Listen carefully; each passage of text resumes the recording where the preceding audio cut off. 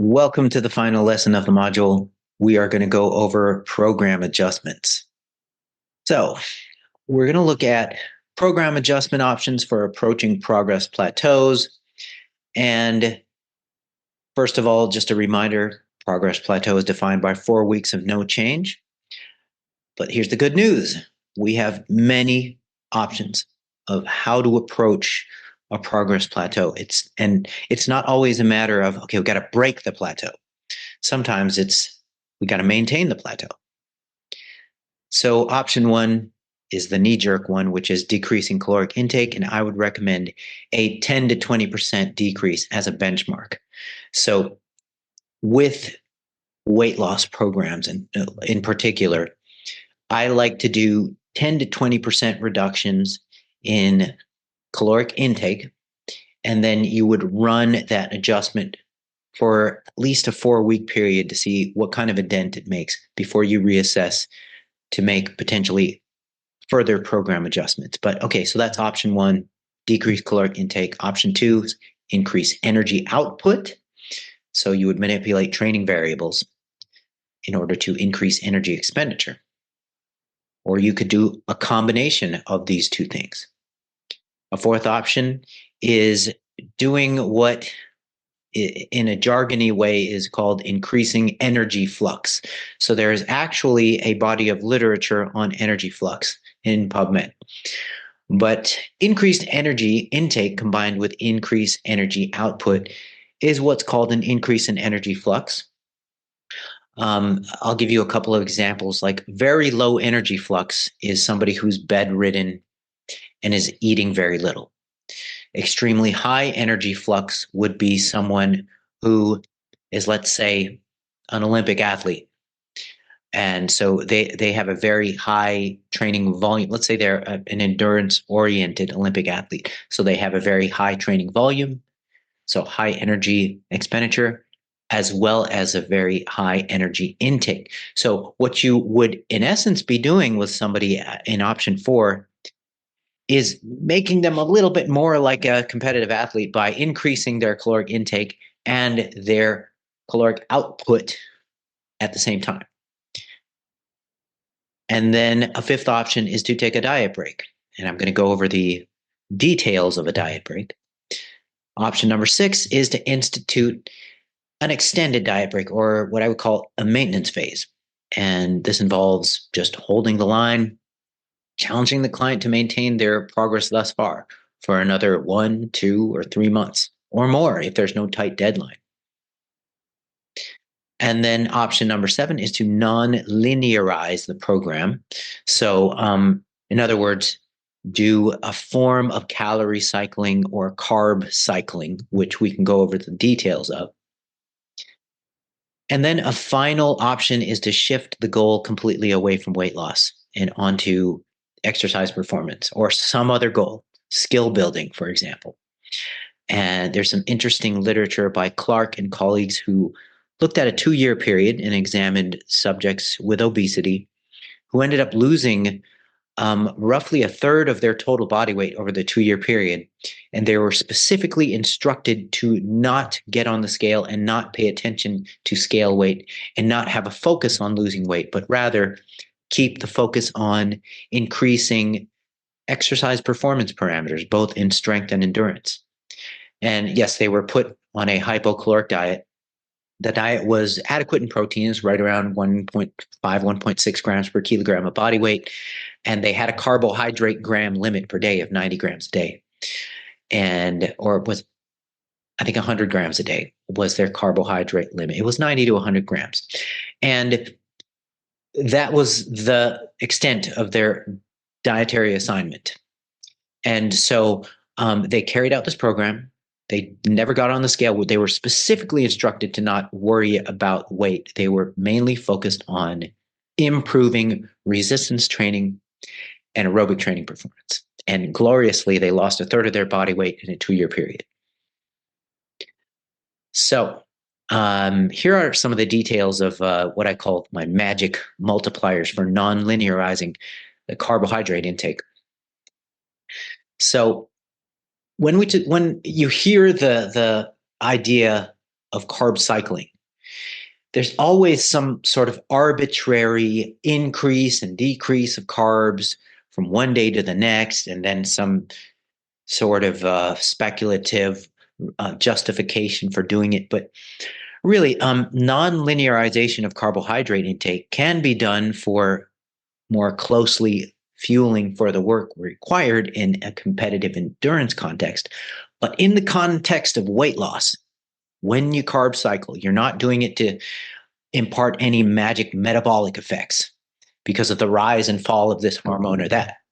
You are mainly doing it to allow the dieter to experience periods of caloric abundance amidst a week that consists of a net caloric deficit.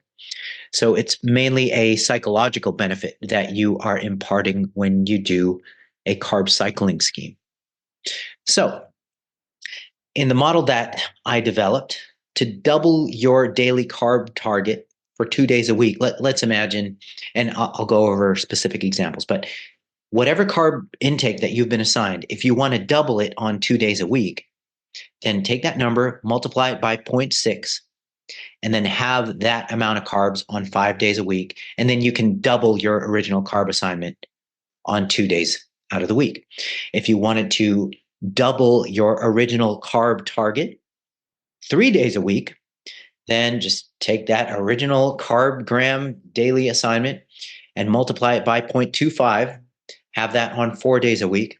And then on the remaining 3 days out of the week, you can double your originally assigned carbohydrate gram target. So here's an example for 100 grams of carbs, where you double your carbs to 200 grams on 2 days a week. You end up eating 60 grams on the remaining 5 days out of the week just by using those multipliers like magic.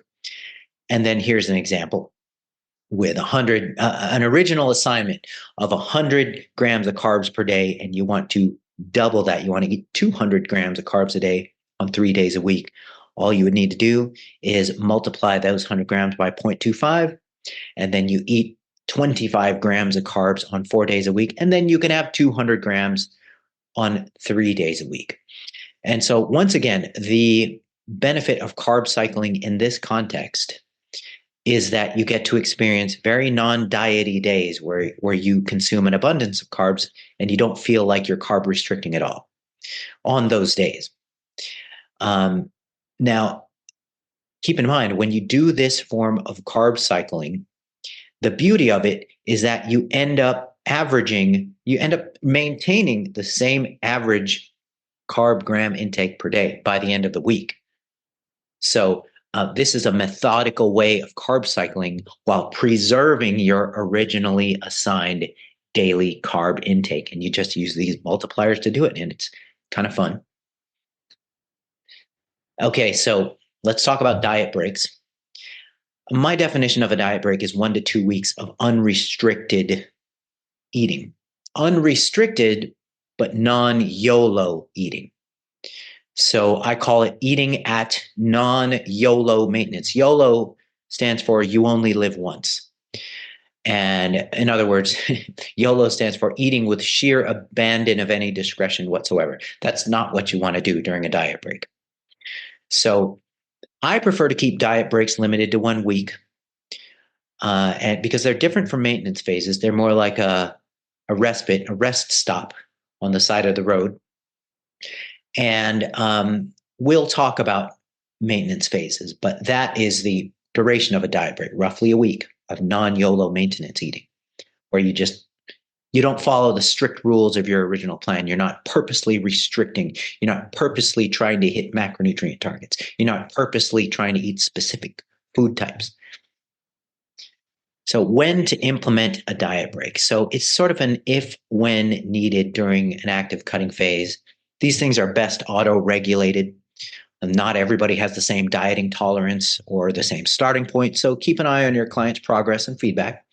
And diet breaks can be implemented anywhere from roughly 1 to 3 months into a diet. So some people won't need a diet break for several weeks. Some people won't even want a diet break for several months. You can auto-regulate that. In my experience, most people start getting the psychological fatigue of dieting every 5 to 10 pounds lost. And that's usually a good time for a diet break. And that typically corresponds with every 4 to 8 weeks that you could take a 1 week diet break on an auto-regulated basis, depending on how the client is doing and how the client is feeling. So there we go. My go-to protocol is a week-long diet break, auto-regulated every 4 to 8 weeks, depending on client feedback / progress / diet fatigue levels. So diet breaks serve the important purpose of mitigating psychological fatigue of dieting. And once again, you can do an auto-regulated 1 week of diet break every 4 to 8 weeks, or you can simply figure, okay, every 5 to 10 pounds lost, we'll take a 1 week diet break.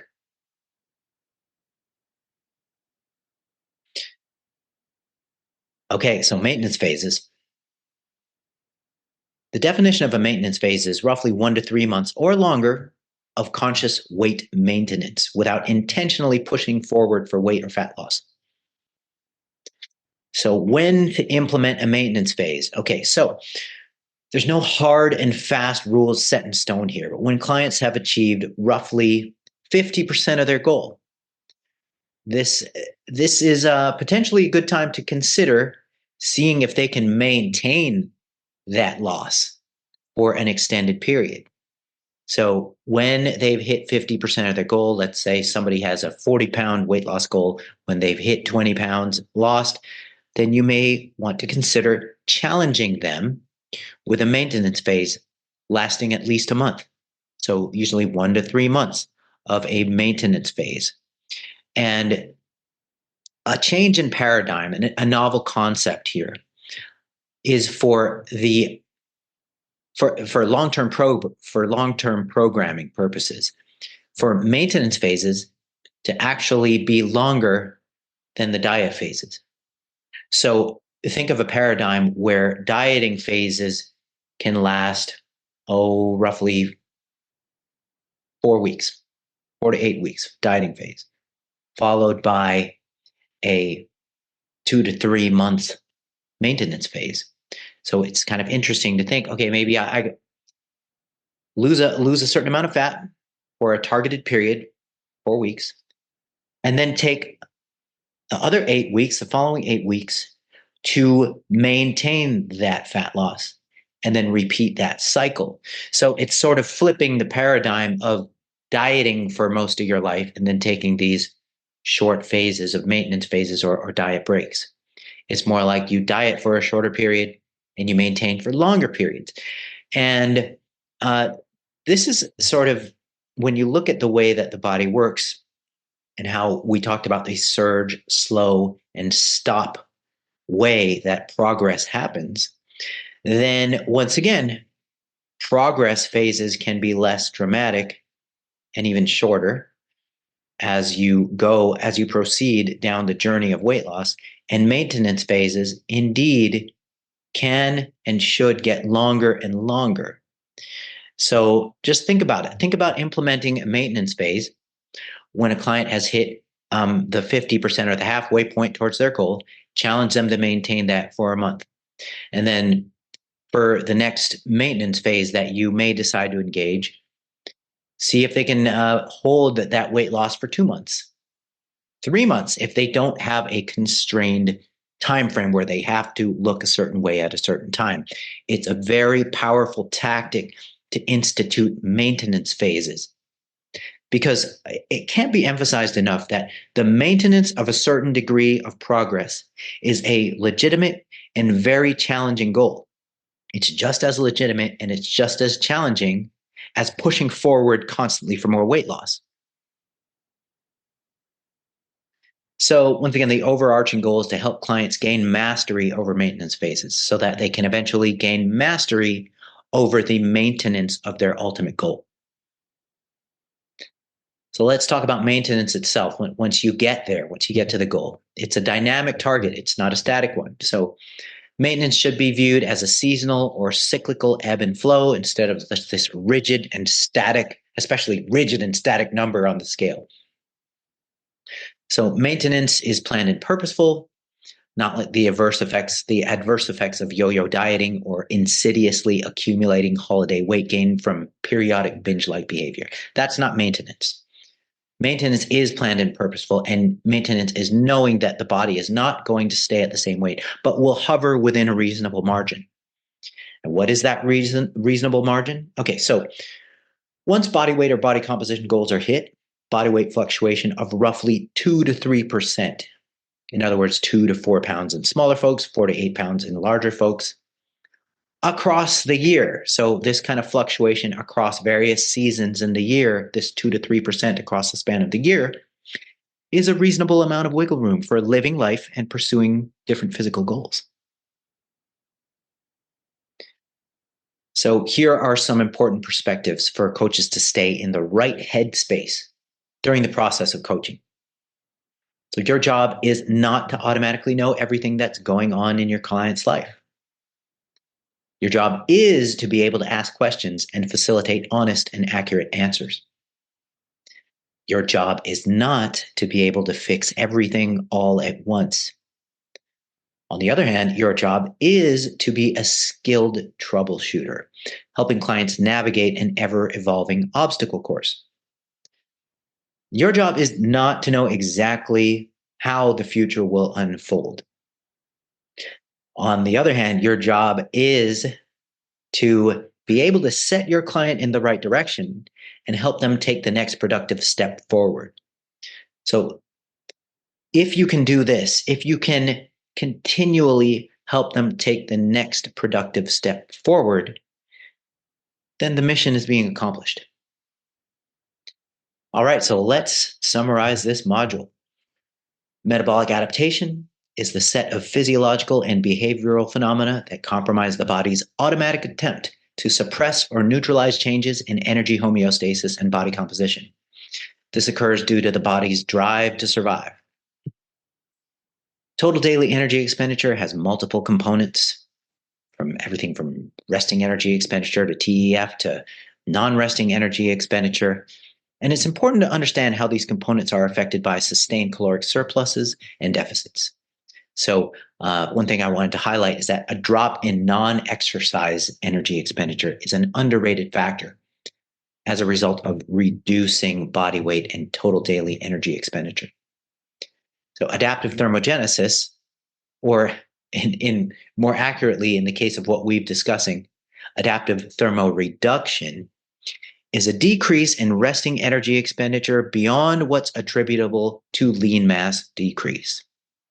Caloric surpluses are typically not subject to significant adaptive thermogenesis, whereas caloric deficits can be hit significantly by adaptive thermoreduction.